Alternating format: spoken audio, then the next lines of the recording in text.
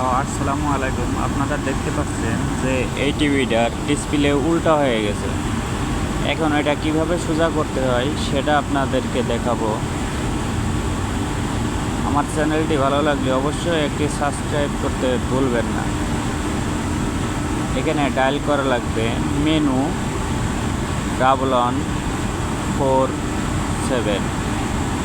এই কোডটি ডায়াল করলে আপনারা এই যেখানে লিখে দেওয়া হয়েছে এই কোডটি ডায়াল করলে আপনারা মাস্টার সেটিংটা পেয়ে যাবেন।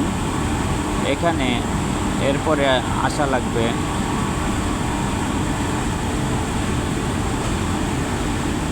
প্যানেল সেটিংয়ে।